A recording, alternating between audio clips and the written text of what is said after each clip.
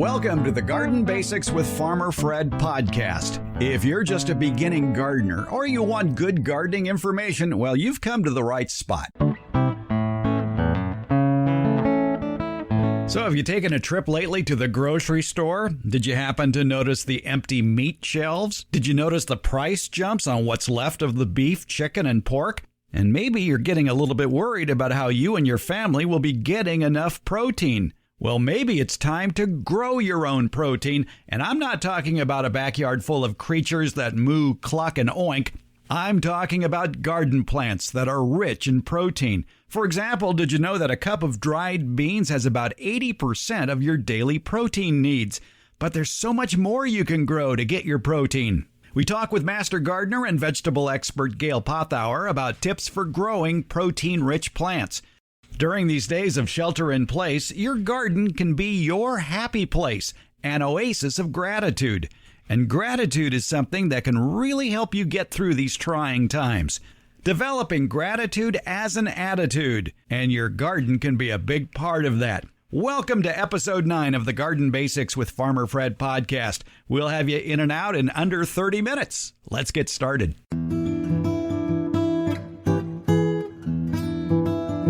Well, whenever we get questions about growing vegetables, we turn to our vegetable expert, master gardener, Gail Pothour. And Gail, protein in vegetables, is there some? There are. Actually, there are quite a few. I think probably one of the highest protein vegetables would be dried beans. And there's a lot of great dried beans out there. They're one that I grow every year. It's something you can store for a year or two. And great high protein. Yeah. To grow. And you can put them in all sorts of dishes, crock pot, slow cooker recipes, and side dishes, main dishes. Eat them with rice. Yeah, if you eat it with rice, it makes it more of a complete protein. So, yeah, they're great. Beans have as much as 41 grams of protein per cup.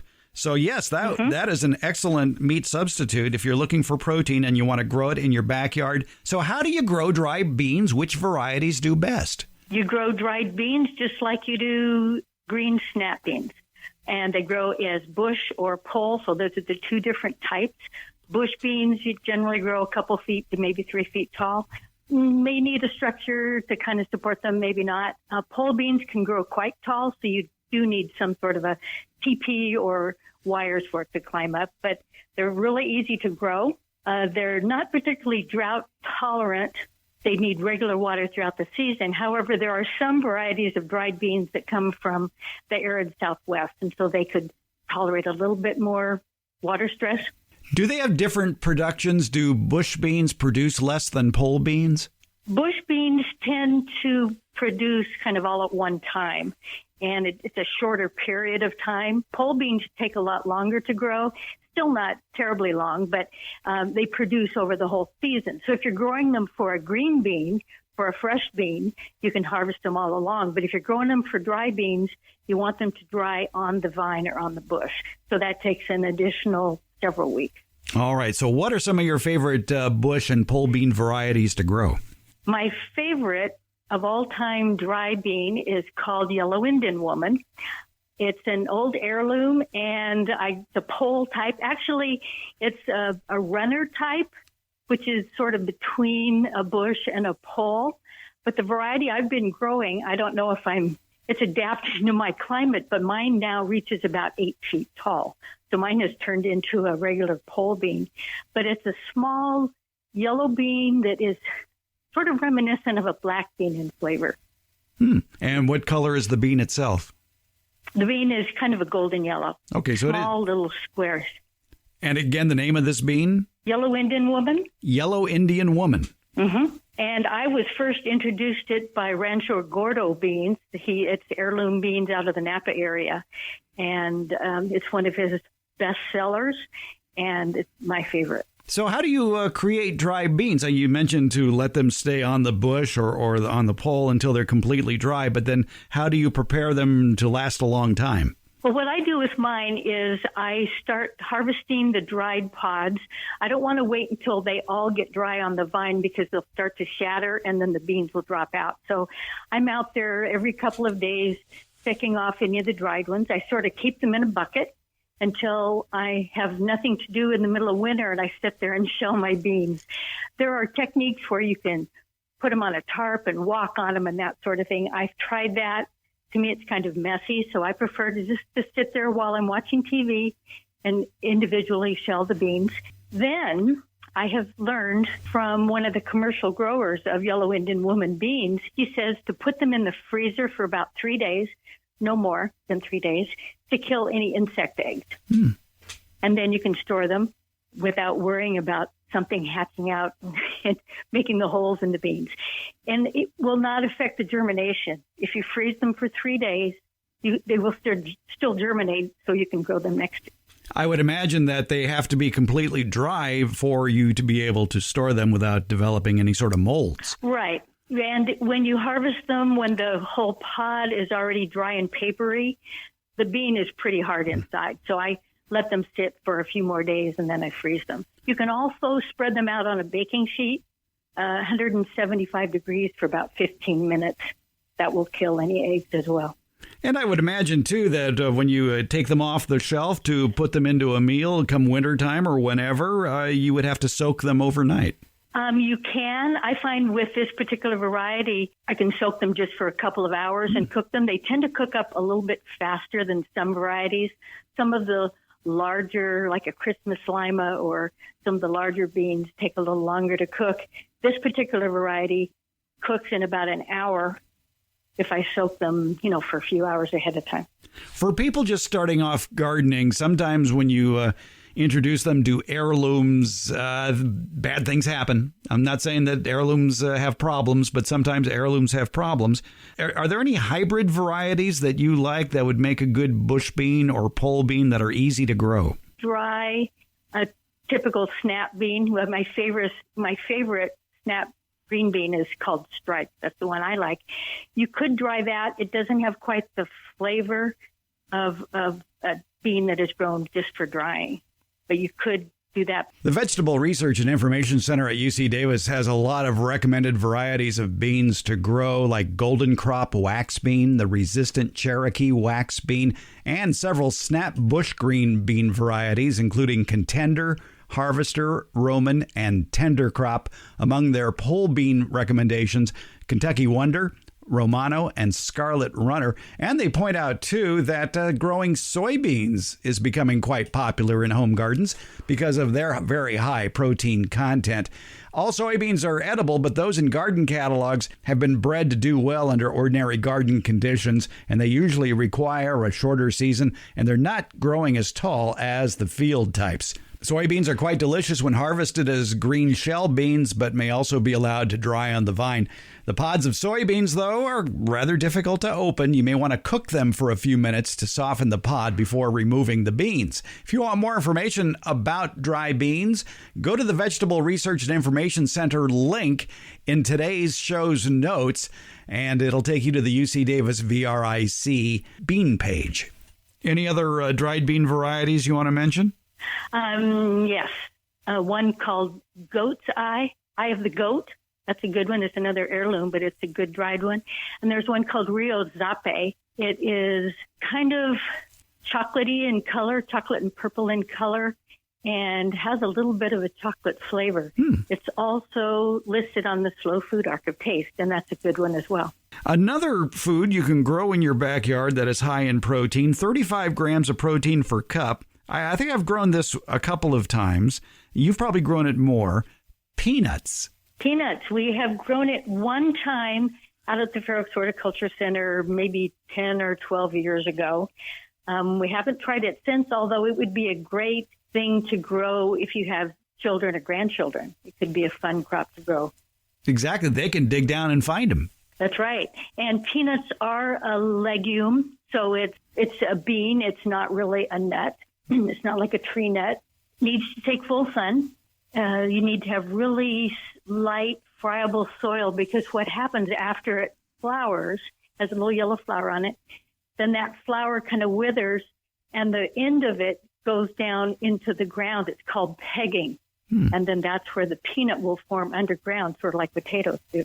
Yeah, exactly. It is almost just like potatoes in that it forms underground. And you know they're ready, I believe, when most of the foliage on top is browned? Yeah, the foliage does turn yellow and starts to dry back. And so then you could take a digging fork or a spade and kind of loosen the soil to pull the peanuts out. They're attached to stems, and a typical plant might have 30 or 40 peanuts on there if in a perfect world. And you'd pull them out, and then you kind of let them dry for a couple of weeks. Another high-protein garden treat, that I know you've had experience with this one, and it kind of does double duty because you can eat the outside and then you can eat the seeds, and that would be squash seed kernels. Mm-hmm. Yeah, the pepitas is what the seed is called.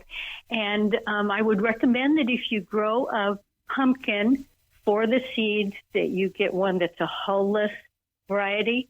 If you're familiar with squash or pumpkin seeds, there's kind of a hard shell on the outside. And the ones that are hull-less have a thin membrane instead of that hard seed coat. So it makes it much easier to kind of process after, when you toast them or whatever. You don't have to take them out of this hard seed. Some of the hull-less varieties that you might look for is one that we grew last year. It's an All-America selection, and it's called Pepitas Hybrid.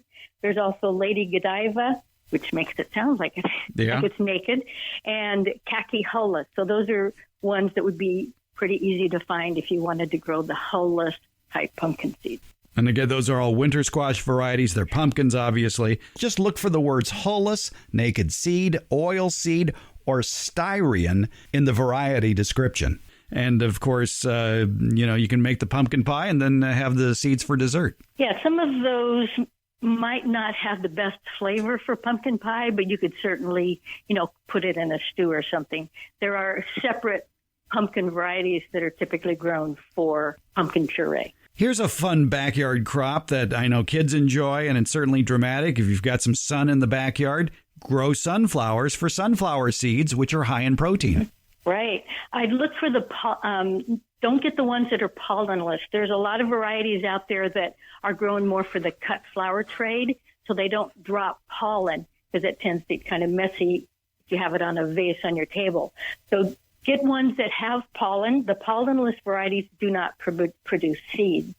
And then after the petals drop, cut off the head, leaving about a foot of the stalk, hang it upside down until they're dry, and then kind of rub out the seeds. Do you put the head in a paper bag so the seeds fall in the bag? Yeah, you can. Sometimes they'll fall out on their own, but typically they take a little effort. You need to kind of rub them out. Do you have any favorite sunflower varieties to grow for seed? Mammoth is a good one. That produces a huge head, so you get quite a large number of seeds out of it. Mammoth. Mm-hmm. It's also very tall. And another source of protein in the backyard, if you want a tree, are almond trees. And there are some good semi-dwarf and dwarf varieties like All-in-One or Garden Prince. And both are self-fruitful, although usually if you have two different varieties of almond trees, you get better pollination. In fact, for the home orchard, the All-in-One genetic semi-dwarf almond is the best-selling variety.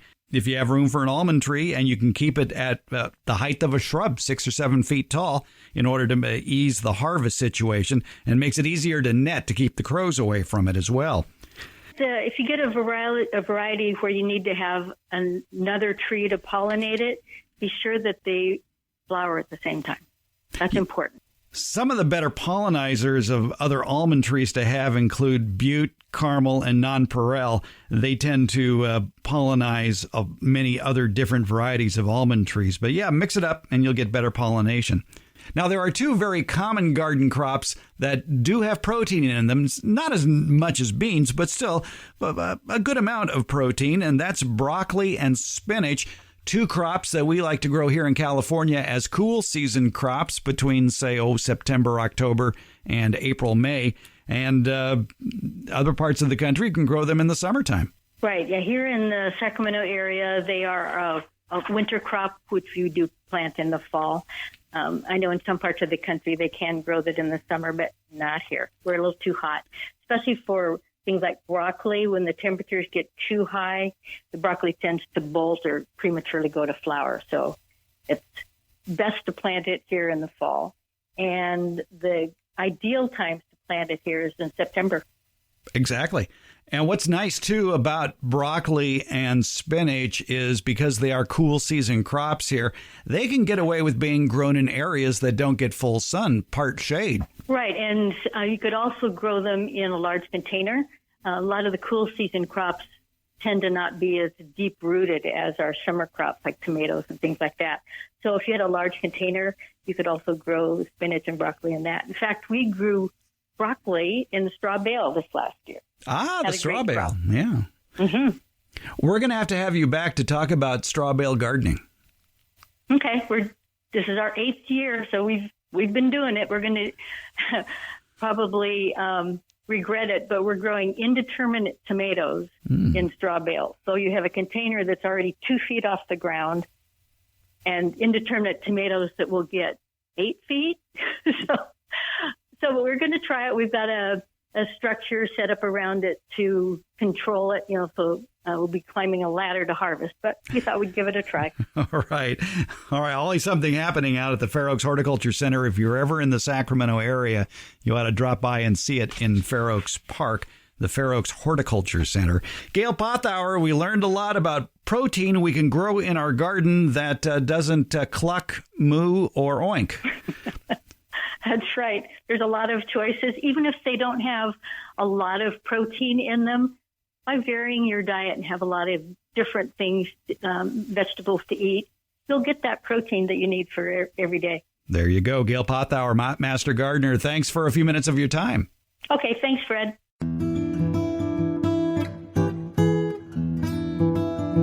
Here on the Garden Basics podcast, we want to answer your garden questions. A couple of ways you can do that.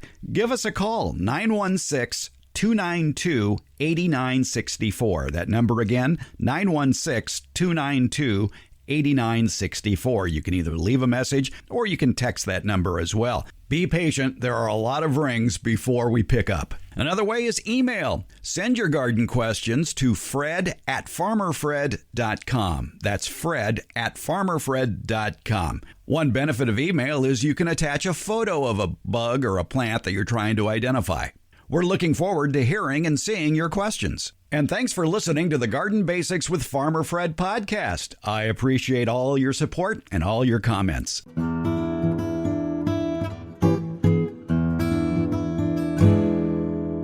This is the segment of the program I like to call the feel-good stuff. I think it started with the very first episode where I was telling you about a post on Instagram called Daily Quarantine Questions. It was posted by Brooke Anderson of the Greater Good Science Center at UC Berkeley.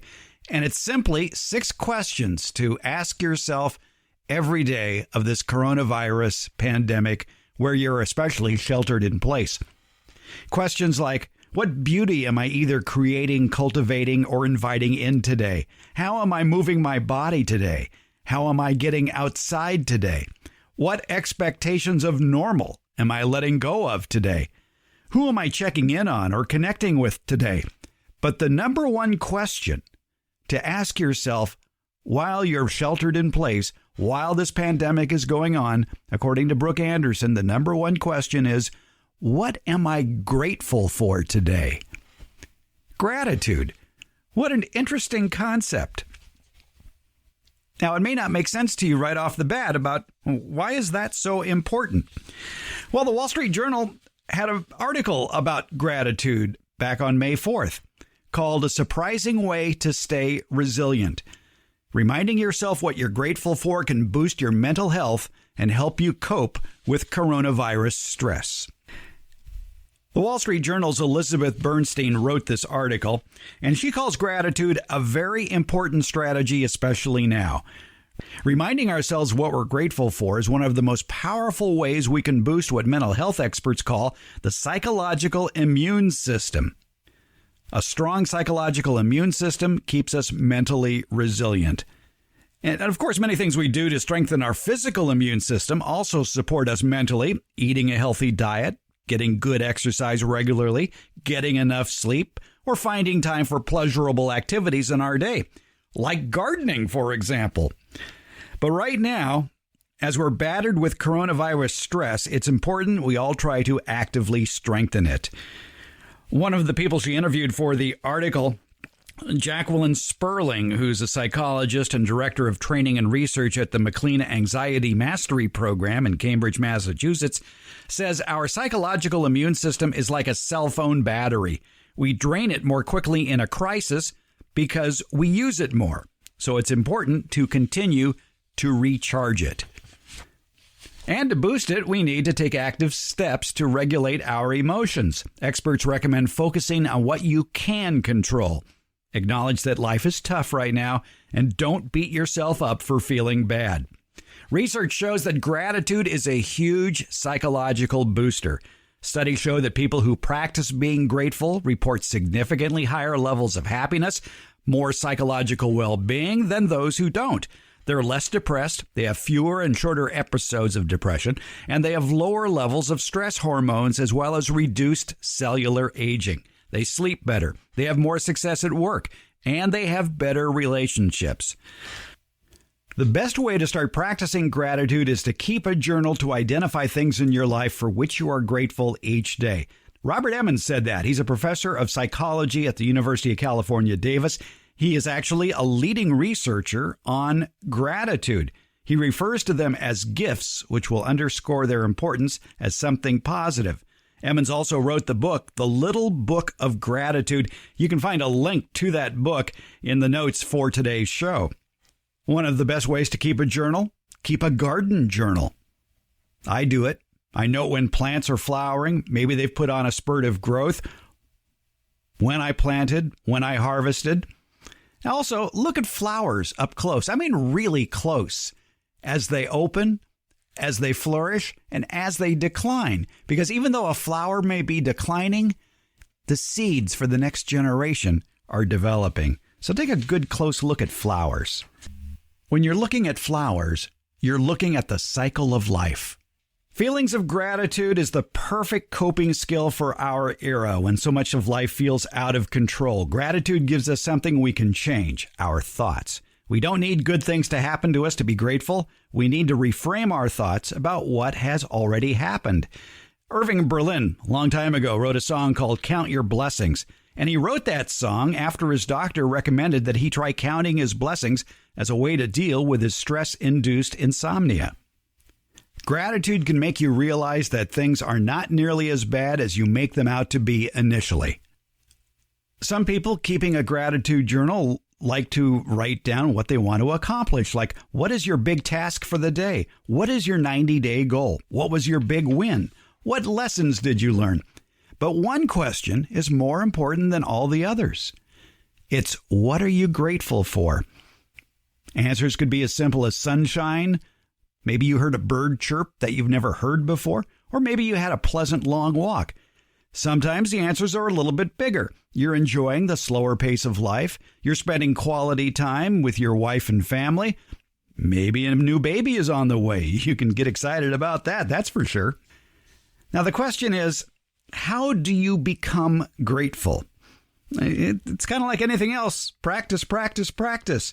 Here are some tips in the article about how to be grateful. Prepare yourself. Spend time in nature. Spend time in your garden. Listen to relaxing music. Slow down and pay attention to your surroundings. Start in the right frame of mind because gratitude can't be forced.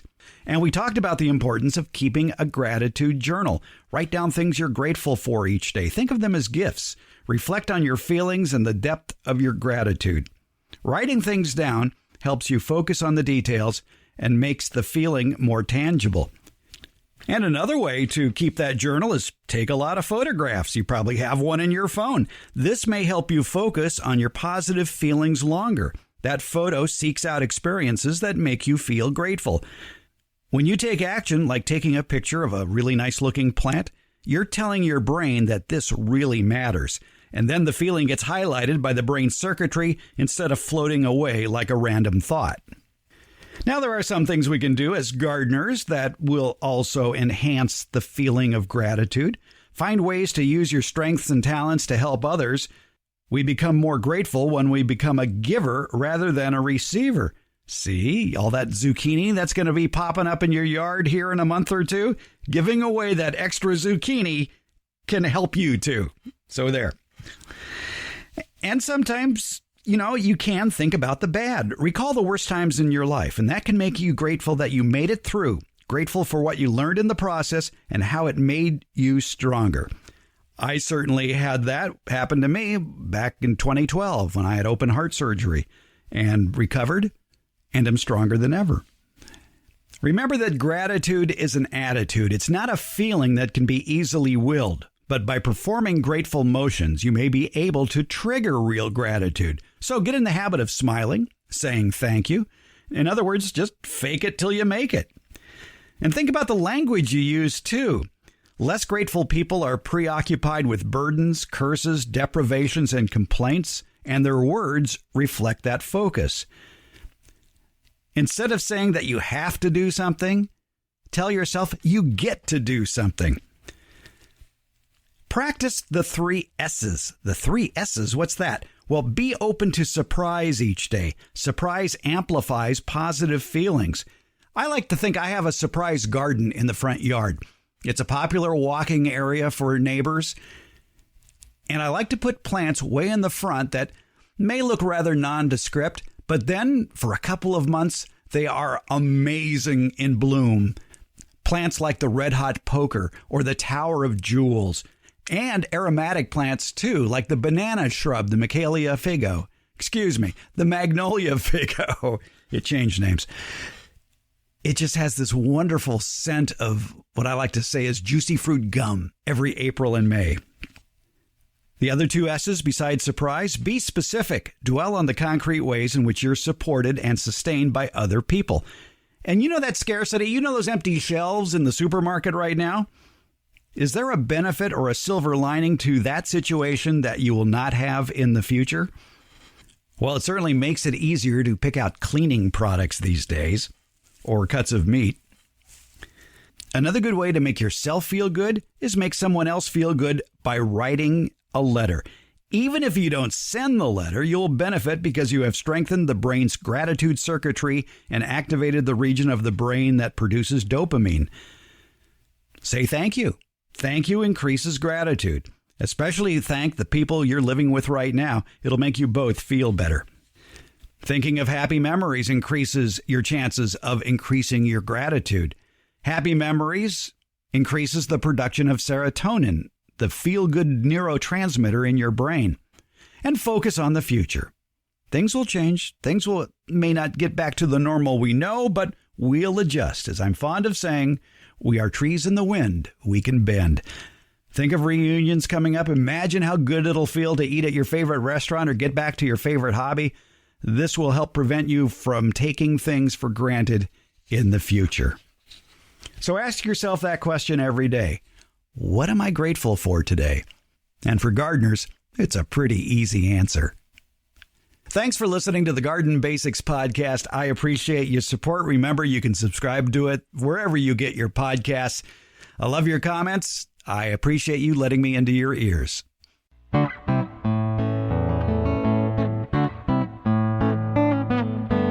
Thank you for listening to Garden Basics with Farmer Fred. I appreciate you listening. Would you please subscribe? You can find the podcast at Apple, Spotify, Stitcher, Google, Podcast Addict, and Hey Alexa, play the Garden Basics with Farmer Fred podcast. Thank you.